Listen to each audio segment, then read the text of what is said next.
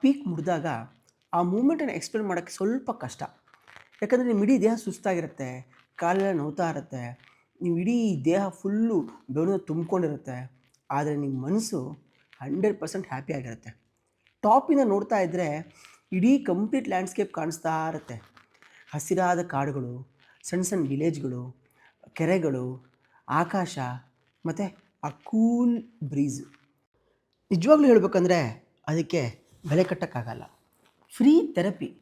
City ಸ್ಟ್ರೆಸ್ಸಿಗೆ natural ಆಗಿ reset button ಒತ್ತಿದಂಗಿರುತ್ತೆ. ನಾವು ಸಿಟಿಲಿ ಸ್ಟ್ರೆಸ್ ರೆಡ್ಯೂಸ್ ಮಾಡೋಕ್ಕೆ ಫೋನ್ ಯೂಸ್ ಮಾಡ್ತೀವಿ. ಆದರೆ ಇಲ್ಲಿ ಬಂದಮೇಲೆ ಫೋನ್ ಪಾಕೆಟಲ್ಲಿರುತ್ತೆ. ನೇಚರ್ ಇಟ್ ಸೆಲ್ಫ್ ಥೆರಪಿ ಆಗುತ್ತೆ. ಸಿಗ್ನಲ್ ವೀಕ್ ಆಗಿರುತ್ತೆ, ಬಟ್ ಮೈಂಡು ಸ್ಟ್ರಾಂಗ್ ಆಗಿರುತ್ತೆ. ಒಂದು ಥಿಂಗ್ ರಿಯಲೈಸ್ ಆಯಿತು, ನಾವು ಪೀಕ್ ಮುಟ್ಟೋದು ಸಕ್ಸಸ್ ಅಲ್ಲ, ಪೀಕ್ ರೀಚ್ ಮಾಡೋವರೆಗೂ ಕಂಟಿನ್ಯೂ ಮಾಡೋದಿದೆಯಲ್ಲ ಅದು ಸಕ್ಸಸ್ಸು ಅಂತ.